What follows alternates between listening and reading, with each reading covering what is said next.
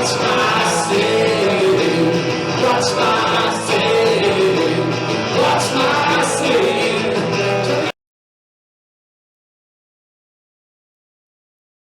Mary. Hey. Gotcha. Hi. Okay, so what albums you got behind you there? You got some Kiss. You got some Aerosmith. What do you got? I got Kiss, so we're fine. Okay. Probably more grunge. Alice in Chains is one of my favorite bands of all time. When the grunge era hit, it was like there was bands from like when Motley Crue released, was one of my favorite bands, and I've worked with Vince Neil and John Corabi, both singers in the band. But when the Motley Crue self-titled 1994 record came out, I loved that record. But I remember at the time, I think Alice in Chains was my favorite band, and I was like, see, the times are changing in the 90s, and I was more invested in but I also like the post-grunge. Like, I think the Foo Fighters coming out after grunge is, some of the most amazing, music from after, I'm 51 years old though, so grunge was like, it was kind of like killing all my fucking bands. Like, hear me out. So my sister is a few years younger than me. So when I was playing, bars in the late 80s and early 90s, we had played a million gigs, and then all of a sudden, all the set lists had to change, and we had to play Nirvana songs, because that's what was popular at the time. So we were kind of like, well, we want to play Whitesnake and stuff from the 80s, but now we got to play Nirvana. So it was kind of like, shit, things are changing. But anyway, looking back, and Guns certainly put a stamp on the late 80s, where it was getting a little almost ridiculous in the mid 80s with, hair and excessiveness of well, it's just the 80s were a certain thing up until Guns N' Roses came out and went, here we go. Here's something, bring it back to the roots. Well, you're one of the main conspirators, Brent. Thank you for joining me. Yeah, I wasn't a conspirator at first, right? Slash featuring Myles Kennedy and the Conspirators. What's with the long name? Well, look, it started out as Slash putting a band together and then including Myles.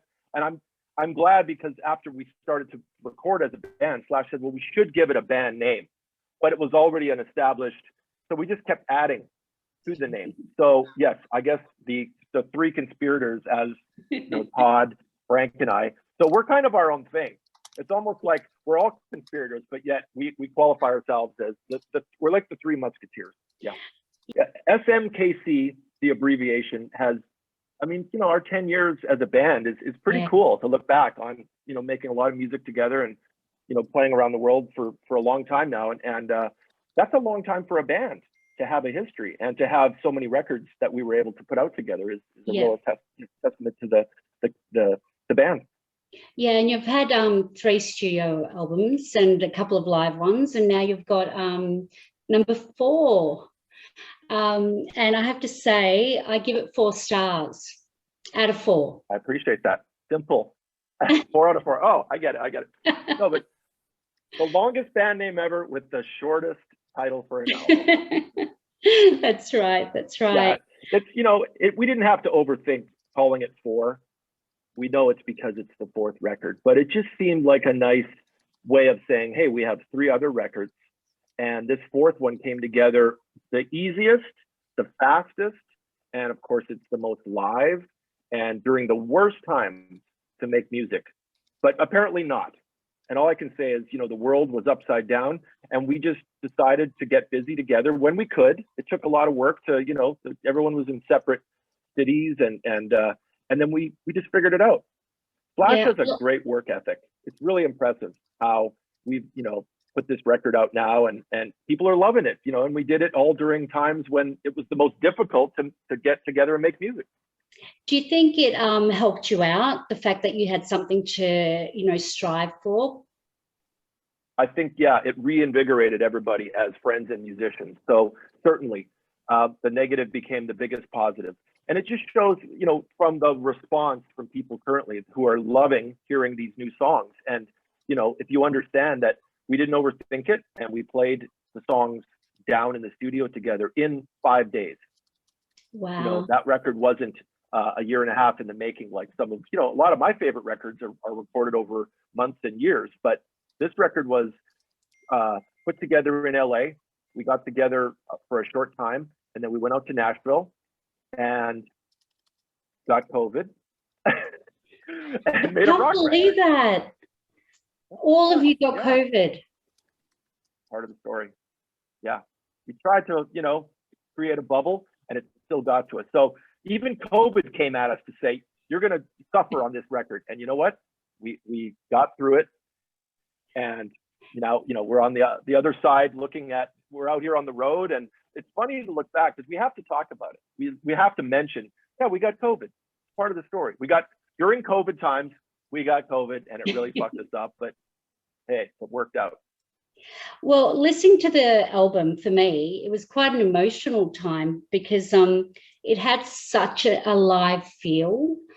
How did you feel when you were actually recording it and making it and thinking, well, when are we going to ever tour this live? Because at that stage, we didn't know what was happening. Yeah, and exactly. The second we got in the studio, it felt great to make new music together, but it also was a concerning, well, when and how, what do we do with this? Is it a good time to release music? And I do remember AC/DC put a record out around that time, which is a great album and a much needed, boost, because they put it out in the middle of that. I'm sure you got it. But not able to tour it. So I was thinking, well, AC/DC just put a record out, and the idea of touring a record wasn't even possible at the time. So, and we did sit on the new record we recorded it in March of 2021. Here we are basically a year later. So we were holding on to these songs forever, waiting for people to hear them. And that was hard too, because couldn't really play it for anybody, couldn't talk about it. And then we were trying to and we all have other bands. Exactly. That's the other thing, is everybody has other obligations. So Slash was out touring, and I was busy too, and all of us had our very busy, Myles doing solo tours. So again, here we are together making it work under awkward conditions. A drummer's job has to be, again, this is me and specifically in the Slash band, there's iconic guitar player over here, and I have to support that, but it's not my place to overshadow. That's very disrespectful. And I want to be loud and heard as a support musician. But, Slash has so much to say on guitar, and I got to find a way to make it powerful behind him. But, it comes from the simplicities of, and I like to use AC/DC as an example, as Bill Rudd is one of my favorite drummers. And man, what a great drummer that nobody talks about, but we know how impactful his drumming is. So if that's the comparison template, that works for me. And the Appetite for Destruction record that Slash recorded has all the right elements of great rock guitar, drums, vocals, everything. And I am influenced by the stuff that Slash has already been part of. So I think if I'm a good, I know Slash is a body of work, and I support it, and I try to morph myself into it's my own personality, but with a lot of the other great drummers that he's worked with before. And I think that's very important, to be chameleon-like, because Slash is so Slash. He's so Slash the second you hear him. So what's my voice? Well, in some ways, musicians want to have their own, sound. And so when you hear it right away, you go, oh, that sounds like that drummer or whatnot. And for me, I've always approached it to be first and foremost supportive to other musicians, because as a drummer, it's not a lead instrument usually, right? Unless you get to play in a three-piece like Rush or something.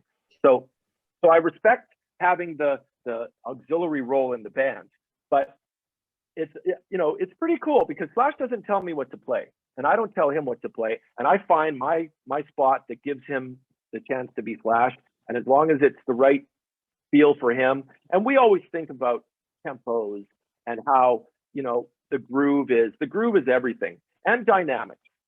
our band is very dynamic. It's not loud and obnoxious. It's not abrasive. Sometimes it's very subtle and it's very warm and tender. And then it's just fucking sexy and dripping, you know, that slinky feel. So we like to have our, you know, we kind of just 10 years together. We just kind of know what each other is all about. And we like playing together. So if he likes playing with me, I certainly enjoy playing with him. So I think we found our space. Yeah, that's great. With this album, how much of it was, you know, ready before you went into the studio to work together? Real studio analog feel to this one. I mean, not even feel, it was analog. It was. Yeah, it's great. Old school. Well, so what's great about our band is the way we take advantage while we're on tour, supporting a record. So if we're on the Living the Dream tour, which is from the last album, the sound checks during the day become the perfect place to work on new ideas. And we do that all the time. So probably half the record gets worked on in idea form. Maybe not completely with, you know, lyrics and melody from Myles, but the band jams during the sound check. So you can get a lot of songs put together that way. And Slash is so, you know, his diligence to working on ideas and coming up with, you know, he's just so full of music all the time, and he really works on it. So he's got all these ideas that he presents, and we just sort of jump in.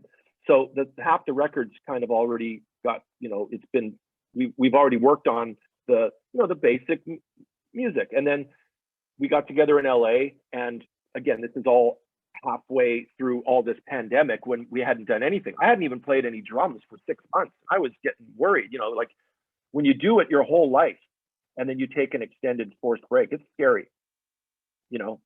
So yeah, we got busy in the studio in LA, but didn't purposely, you know, take the songs and, you know, tear them apart and put them back together. We just said, let's keep it simple this time and get these ideas. And Myles said, I'm going to go with a lot of my first instinct with the melodies, and we're not going to overthink it. So when we got to Nashville to record, there was enough of the understanding that we're going to, you know, put 10 songs. But by the way, we didn't want to put 20 songs on the record. We were like, let's keep it to 10.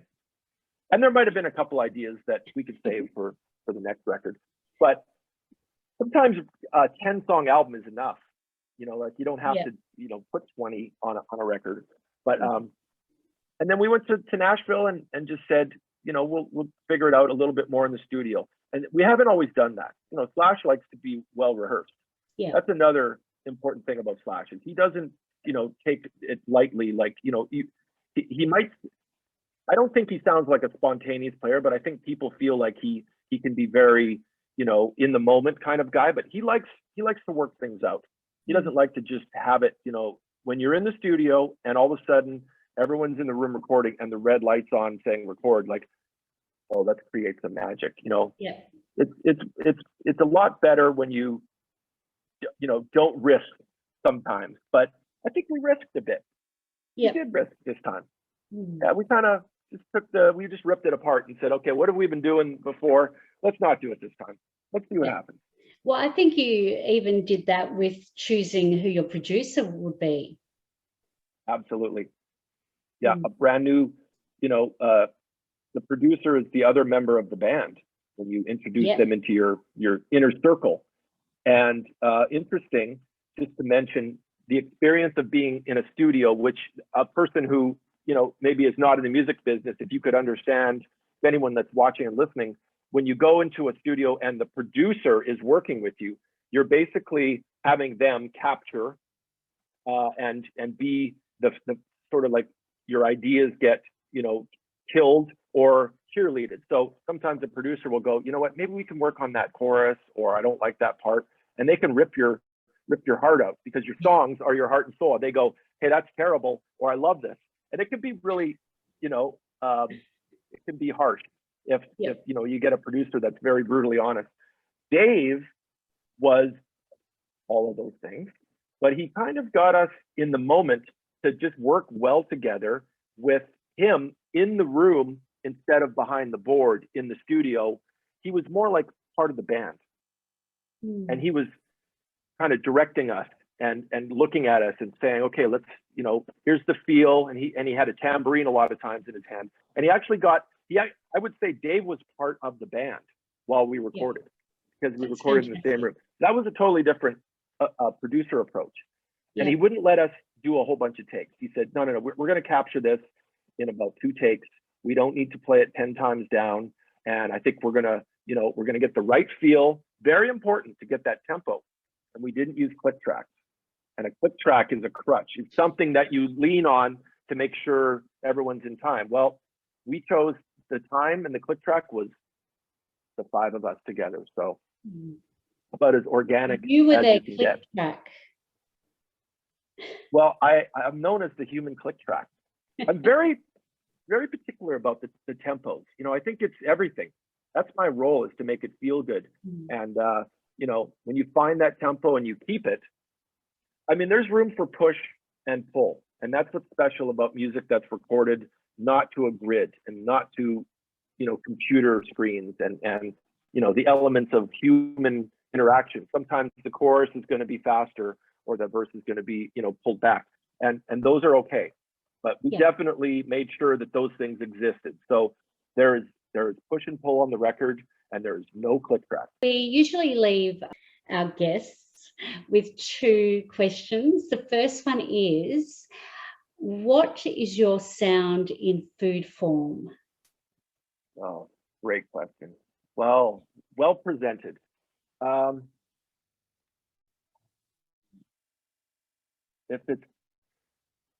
It would be a simple food with no accoutrements, no condiments. So what's a simple food? Thanks for putting me on the spot. It's so good, but man, what would be, gosh. Hey, if you want to do like a drink even. I love coffee. So, you know, okay, so the reason I like a cortado is it's because it's 1-to-1, equal parts espresso and milk. And it's a simple drink that if you were a coffee lover and you were testing and enjoying coffee, it doesn't have the colorization of sugar and sweets and caramel and mocha and blah, blah, blah. So I think I can't drink my coffee black. I like a little cream in it, but the cortado is the most simplest form of a solid coffee drinker's drink. So I would say that would have to be my answer, because I like things simple and I don't like a bunch of extra stuff in my coffee, but it has to have flavor and it has to have boldness. And that's kind of, you know, as a drummer, I think that's a great example of the drummer that I represent. That's perfect. Thank you. And finally, our magazine is called What's My Scene? So what is your scene? Okay, it's very Canadian, but we say it's a slang word. And when we say giver, just giver, that means it's like G-I-V-E with apostrophe R, giver. It just means like full tilt, go for it, you know, go to the limit. So I always say to people, hey man, just give her. That's my thing. I can't wait. And are you thinking of touring Australia soon? I'm thinking it, and I know we're hoping it. It's just, how does that work in the near future? I mean, anything's possible once the international borders open. Yeah, I heard there's some bands coming down right away. So of course the expectation of us coming down there is high. So we just got to figure out how to make it work. We're all in other bands too. That's the only thing. We've got this US tour that we committed to a while ago, and it's in full motion. We're so happy to tour. Now we got to figure out, okay, when do we all get back together after our other band's tour, and then come visit you. Why don't you just do the other bands with this band? Well, I like the way you think. Yeah, that would be a lot easier. Be a lot easier on the logistics. It hasn't happened that way, but I'll talk to management. Oh, great. Thank you. Thanks so much for your time. And hope to see Mary. you in Great to chat with you. I hope so too. Be well. Enjoy coffee. We'll see you.